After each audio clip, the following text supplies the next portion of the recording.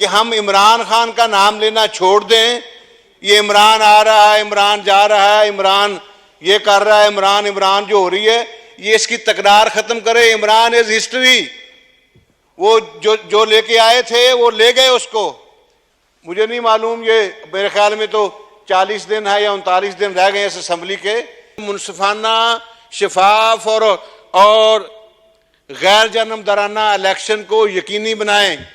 मोहतरम शहबाज शरीफ साहब की हुकूमत और जनाब इसहाक डार साहब के पेश करदा बजट की तारीफ़ करता हूँ कि इतने कम अरसा में उन्होंने कितना अच्छा बजट दिया। जो हमारे मुखालफीन हैं, जो हमारे सियासी हरीफ हैं, वो परेशान हैं इसमें से खामी किस तरह निकाली जाए, जबकि हर तबका जो है वो उन्होंने सुख का सांस लिया है। और नूर आलम खान साहब ने सुबह जो तकरीर की है उसमें उन्होंने बहुत सारे अच्छे पॉइंट्स हाईलाइट किए हैं। मैं ये समझता हूँ कि उनके ऊपर तवज्जो देने की ज़रूरत है। और ये कि इस वक्त इमरान इकरामुल्लाह नियाज़ी जो है वो इज़ हिस्ट्री। उसने 9 मई को जो कुछ किया, जो अवाम दुश्मन और रियासत दुश्मन और अदारों की दुश्मनी में जो इस कदर अंधा हो के आगे चला गया, हमें जो चाहिए वो चाहिए कि जो कानून है, आइन है, वो उसके मुताबिक उसका हिसाब हो। और अगर इसमें किसी ने कोताही की तो मैं समझता हूँ कि तारीख़ और मुल्क व मिल्लत उसको माफ़ नहीं करेगी। हर कीमत पे हमें 9 मई के किरदारों को कैफरे किरदार तक पहुँचाना है। और अब हमें चाहिए ये पूरी सियासी जमातों को और हमारे मीडिया हाउसेस को और हमारे दीगर जो लोग हैं उनको चाहिए कि हम इमरान खान का नाम लेना छोड़ दें। ये इमरान आ रहा है, इमरान जा रहा है, इमरान ये कर रहा है, इमरान इमरान जो हो रही है, ये इसकी तकरार खत्म करे। Imran is history. वो जो लेके आए थे वो ले गए उसको। जो उसने गंद डालना था उसका इख्तिताम जो है उसके ऊपर हो गया 9 मई को। अब हमें जो जरूरत इस बात की है कि हम बैठें और बैठ के मुल्क व मिल्लत के मसाइल की बात करें। और हम ये देखें कि माजी में जिनके साथ नाइंसाफियां हुई हैं, जिनके साथ ज्यादतियां हुई हैं, हम उनके लिए कुछ करें।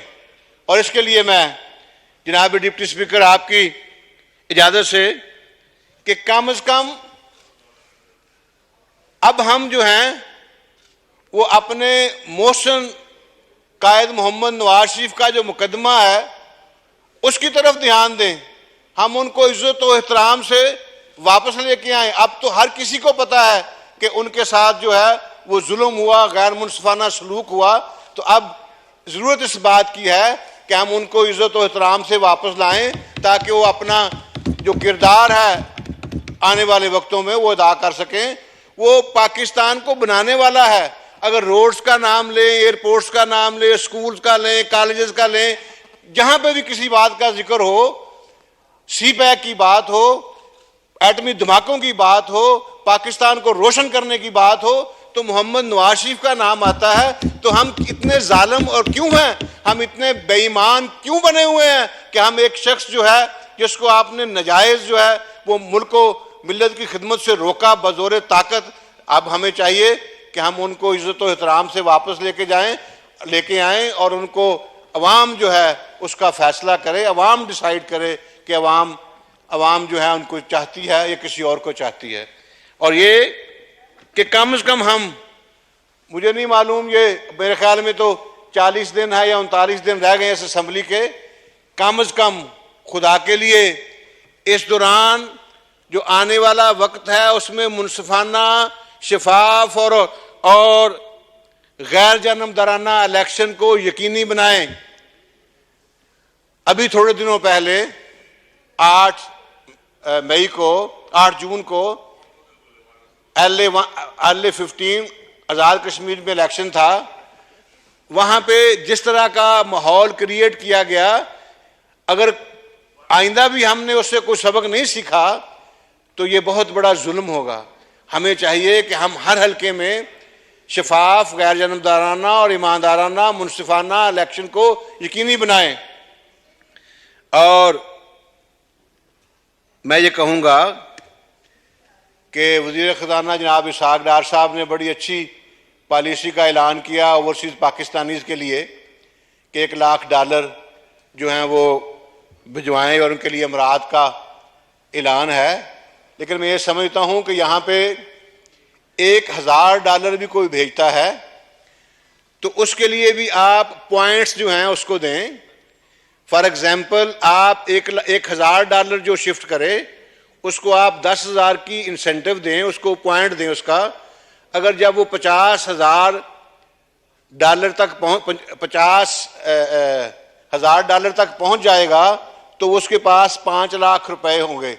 5 लाख का मतलब ये हुआ कि 1,666 रुपए की आप उनको इंसेंटिव दे रहे हैं।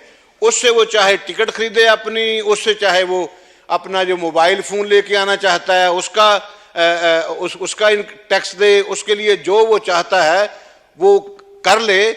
लेकिन आप इंसेंटिव जो है $1000 के ऊपर दें।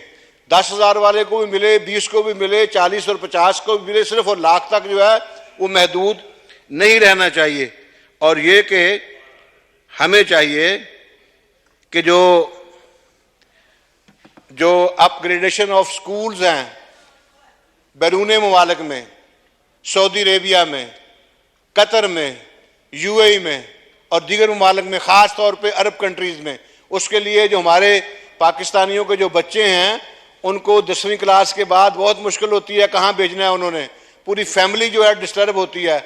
उसकी जो अपग्रेडेशन है उसका ऐलान करें, उनको इंसेंटिव दें ये कह के कि अगर आप अपने बच्चों की तालीम के लिए आप अपने पाकिस्तान अमाउंट भेजते हैं, तरसीलात करते हैं, तो उसके लिए माँ बाप के बच्चों के लिए स्कूल जो है कि बजाय कॉलेजेस और यूनिवर्सिटीज़ वहाँ पे बना के देंगे। और फिर ये कि 1 window process for international investors, एक खिड़की से जो है उनके तमाम जो है ना सब कुछ डील किया जाए। और OPF कॉलोनीज़ के बारे में मैं अर्ज़ करूँगा कि गुज़िश्ता हुकूमत जो है मोहतरम मियां नवाज शरीफ की, OPF में हम उसके मेंबर थे। जो कॉलोनीज़ बनी है ओवरसीज़ पाकिस्तानीज़ के लिए, वो मोहतरमा बेनज़ीर भुट्टो साहिबा ने 93 में जिन पाकिस्तानियों को प्लाट दिए थे, वो प्लाट्स जो हैं वो जाके हमने 2013 में को 20 साल के बाद डिलीवर किए। तो हमें चाहिए कि ओवरसीज़ पाकिस्तानीज़ की जो कॉलोनीज़ हैं उसके लिए हम जो हैं वो इक़दामात करें और उसको रीस्ट्रक्चर करें। और यहाँ पे जनाब इसहाक़ डार साहब मौजूद हैं और मैं उनकी मौजूदगी में ये अर्ज़ करता हूँ कि गुज़िश्ता दिनों एक हमारे पाकिस्तानीज़ बिज़नेस ग्रुप है, उन्होंने 5th पिलर के नाम से तंजीम बनाई है। वो कहते हैं कि जी आप हमें पाकिस्तान में जो कानून साज अदारा है, एग्जेक्टिव्स हैं, जुडिशरी है और मीडिया है, ये 4 पिलर हैं स्टेट के, इसमें हमें बिजनेसमैन कम्युनिटी जो है उसको 5th पिलर डिक्लेयर करें। और उनके बकौल कि आप जो पॉलिसीज़ बनाते हैं वो पॉलिसीज़ जो हैं वो सिर्फ और सिर्फ ब्यूरोक्रेसी के ऊपर मत छोड़ें, क्योंकि सबसे बड़ी रुकावट जो है वो ब्यूरोक्रेसी आती है किसी भी बिजनेस में उसको बढ़ाने के लिए। तो मेरी आपसे ये गुजारिश है कि आप उसके लिए वक़्त निकालें और उनके लिए जो रेवेन्यू जो कह रहे हैं कि हम देने को तैयार हैं, इक्वलेंट टू जो हम IMF से लेते हैं वो, और हम एक फ़िक्स जो है इस वक्त जो FBR ले रही है वो भी, उसको भी हम मेक श्योर करेंगे। तो ये मेरे ख्याल में हमें इसका इंतज़ाम करना चाहिए। और ये कि इस वक्त जो 9 मिलियन पाकिस्तानीज़ हैं, ओवरसीज़ पाकिस्तानीज़, उसमें 2.6 सऊदी अरेबिया में हैं, 1.5 यूएई में है और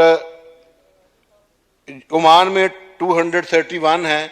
जो ज़्यादा लोग हैं वो गल्फ़ कंट्रीज़ में हैं और यही वो लोग हैं जो आपको ये ज़्यादा से ज़्यादा तरसीलात भेजते हैं। हमें चाहिए इनके लिए इंसेंटिव्स का ऐलान जो है वो करें।